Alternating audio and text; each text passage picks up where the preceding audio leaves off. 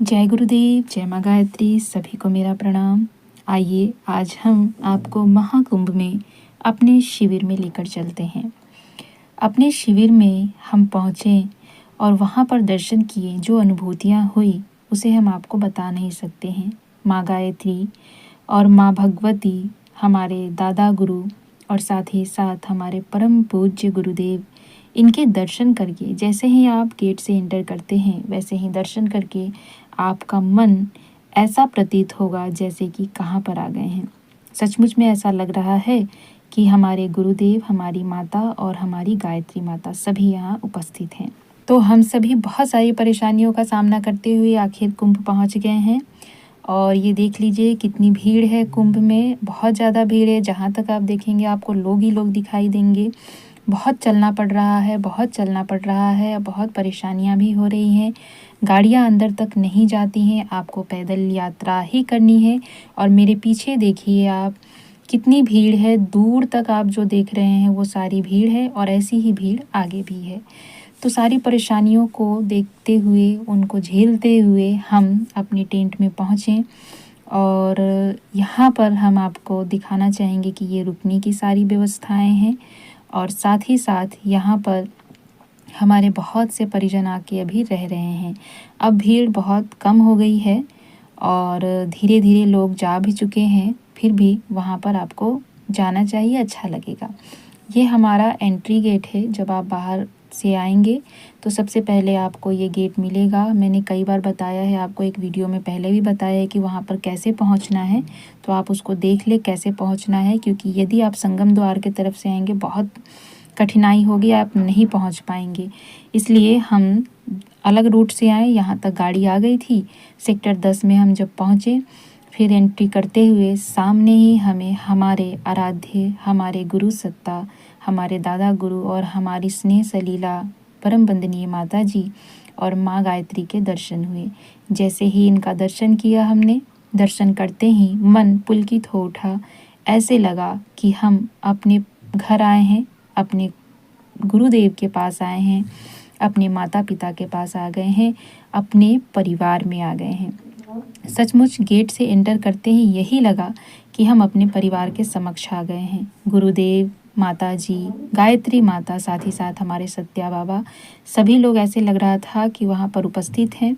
और उनकी तस्वीर इस वीडियो में जितनी एट्रैक्टिव नहीं दिख रही है, वैसे सामने से देखने से लग रही है कि ये सारी तस्वीरें बोल उठेंगी और अभी के अभी आपको अपने गले लगा लेंगी। इतनी अच्छी और इतनी पॉजिटिव वाइब है उस तस्वीर की। जैसे ही आप तस्वीर के बगल से निकलेंगे तो ऐसे ही आपको हमारा यज्ञशाला दिखेगा। यज्ञशाला, यज्ञ मंच, जो कुछ भी है ये सारा सामने ही फ्रंट पे बना हुआ है। गेट से एंटर करते हुए ये कलश स्थापना हुई है और ये हमारा मंच है।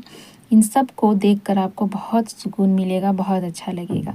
यज्ञशाला काफ़ी दूर में बनी है, सभी में यज्ञ की विभूतियाँ भी रखी हुई हैं और इन विभूतियों को हमने लिया, हमने अपने मस्तक पर लगाया। साथ ही साथ फिर हम इधर घूमने गए जहाँ पर लोगों के रुकने की व्यवस्था है, इनको देखा। साथ ही साथ फिर हमने देखा कि यहाँ पे भोजनालय की क्या व्यवस्था है। चूँकि हम बहुत कम समय के लिए गए थे, मात्र 10 से 15 मिनट के लिए हम यहाँ पे रुके थे, इसलिए बहुत ज़्यादा हम यहाँ पर कवर नहीं कर पाए। बस हम किसी प्रकार से हमने गुरुदेव माता जी के दर्शन किए, यही हमारे लिए सौभाग्य की बात है। और हमने कैसे दर्शन किया इसकी पूरी आपको स्टोरी में सुनाऊंगी दूसरे वीडियो में। उस वीडियो को सुनकर आप भी भावुक हो उठेंगी, कैसे गुरुदेव ने अपने समक्ष बुलाया और कैसी अनुभूतियाँ हमें हुई। तो ये भोजनशाला है, इस भोजनशाला में भोजन बनाई जा रही हैं, हमारे परिजन उपस्थित हैं, भोजन का कार्यक्रम चल रहा है, लोग खा पी रहे हैं। साथ ही साथ वहाँ पर अभी नाइट के समय में भी भोजन की व्यवस्थाएं थी, जो परिजन रुके हैं वो लोग खा रहे थे।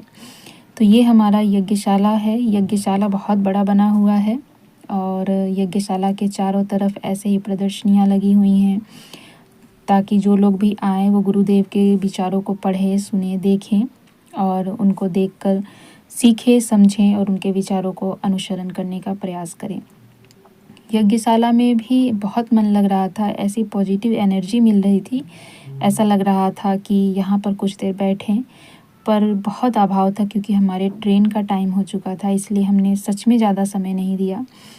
हमारा मन तो था कि हम वहाँ कुछ दिन रुकें, परंतु व्यवस्थाएं ऐसी नहीं थी, बहुत परेशानी थी। हम सिर्फ 1 दिन के लिए गए थे। एक ही दिन में हमने कुंभ स्नान भी किया और एक ही दिन में चलने में हालत बहुत ख़राब हो गई थी। बहुत परेशानियों का सामना करना पड़ा। ट्रेन में भी बहुत भीड़, साथ ही साथ रास्ते में बहुत चलना पड़ रहा है।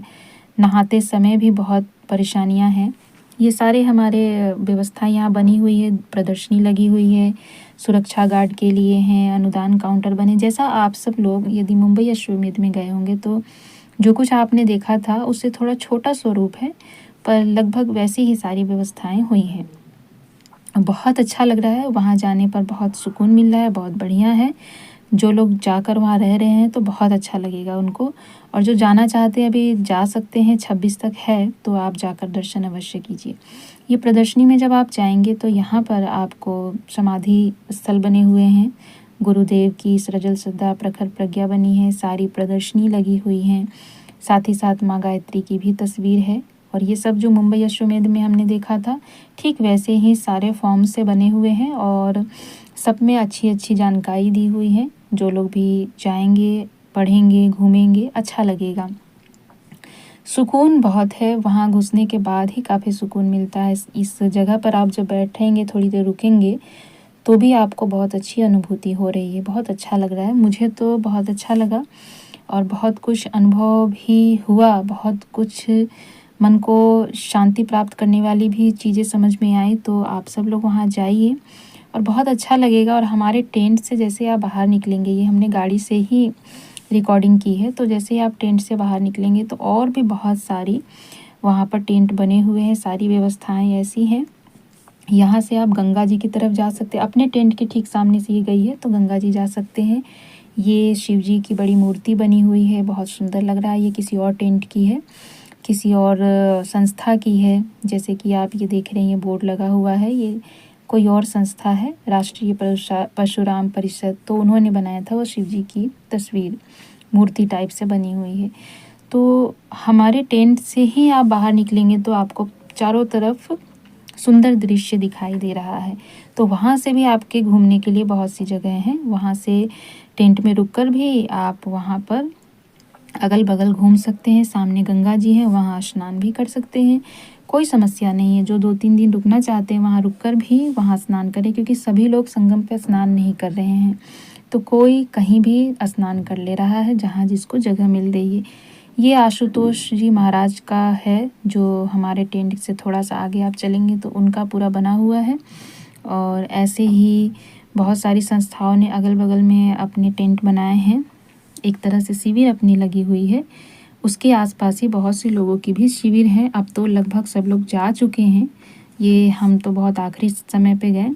तो अभी भी जो कुछ समय है तो आप जाएं, एक बार दर्शन ज़रूर करें, घूमें फिरें, तो अच्छा अनुभव होगा, अच्छा लगेगा। उस पावन धरती पर जाकर ही अच्छा लग रहा है।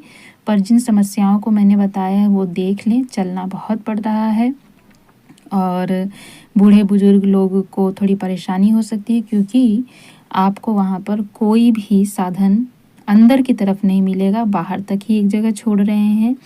उसके बाद आपको पैदल ही चलना है, चाहे आप युवा हो, बुजुर्ग हो या बच्चे हो, जो कोई भी हो, आपको पैदल चलना ही पड़ेगा। तो इन चीज़ों को ध्यान में रखिएगा। जिनको समस्या है वो ऐसा ना हो कि बीच रास्ते में जाए, ना इधर के रहें ना उधर के रहें, इन चीज़ों को ध्यान रखें। और इस वक्त न्यूज़ में दिखा रहा है कि बहुत भीड़ आई है, साथ ही साथ ये भी कह रहे हैं कि वहाँ का पानी अब स्वच्छ नहीं है, गंदा हो चुका है, तो वो पानी अब नहाने लायक भी नहीं है, लोगों को बीमारियाँ भी हो रही हैं। तो इन चीज़ों का भी आप ध्यान अवश्य रखिएगा, इन चीज़ों को समझते हुए जानते हुए वहाँ जाइएगा। आप लोगों ने कैलाशानंद गिरी जी महाराज का नाम सुना होगा। हमारे टेंट से थोड़ी दूर पर, थोड़ी आगे आप जाएंगे तो वहाँ पर उनका भी आश्रम बना है और बड़ा सुंदर बना हुआ है। आपको देखकर भी बहुत अच्छा लगेगा। क्योंकि हमारे पास समय नहीं था कि हम अंदर जाके देखें कि इसमें अंदर और क्या क्या चीज़ें, इसलिए बाहर से ही बनाया मैंने, ताकि आपको पता चल सके कि हमारे टेंट के अगल बगल में और क्या क्या चीज़ें घूमने की हैं, जिससे कि आप वहाँ जाएंगे तो आप वहाँ पर घूम सकते हैं, देख सकते हैं और अपने यहाँ ही रुककर आप आराम से इन चीज़ों को घूम सकते हैं। ये सब ज़्यादा दूरी पर नहीं है, इतना तो चला जा सकता है। पर जो मेन संगम स्नान के लिए हम जा रहे हैं वहाँ पर बहुत चलना पड़ रहा है। और चूँकि ये इतने ज़्यादा बड़े स्तर पे आयोजन हुआ है महाकुंभ का, तो ये इतनी दूरी पर है कि आप अनुमान भी नहीं लगा सकते कि हम पूरा इसको घूम लें, क्योंकि पूरा घूमना किसी के बस की बात नहीं है। बहुत ज़्यादा लंबा चौड़ा है, हालत पस्त हो जा रही है। इतनी ज़्यादा भीड़ और इतने ज़्यादा चलना पड़ रहा है कि हमने बड़े हनुमान के दर्शन नहीं किए, नाग बासुकी जी के दर्शन नहीं किए, क्योंकि 4-4 5-5 घंटे लाइन में आपको खड़े रहना पड़ेगा। तब जाकर आपको नाग बासुकी जी के दर्शन होंगे या फिर आपको बड़े हनुमान जी के दर्शन होंगे। तो जैसे भी आपकी परिस्थिति होगी, अपनी स्वास्थ्य को ध्यान में रखते हुए अपनी परिस्थिति के अनुसार आप वहाँ पर घूमें, आप वहाँ पर जाएं। देखिए जितनी दूर तक ये लाइटिंग दिख रही है सब महाकुंभ है। ये हम रोड से देख रहे हैं तो इतनी दूर तक आपको दिखाई दे रहा है। पूरा का पूरा ये महाकुंभ का आयोजन है, दूर दूर तक। तो जैसा भी हो आप जाइए, स्नान कीजिए, सबकी यात्रा मंगलमय हो, यही मैं गुरु सत्ता से प्रार्थना करूँगी। उनसे आप सभी के लिए बहुत सारे आशीर्वाद मिले, यही प्रार्थना करूँगी। और यही थी हमारी महाकुंभ की यात्रा। जय गुरु।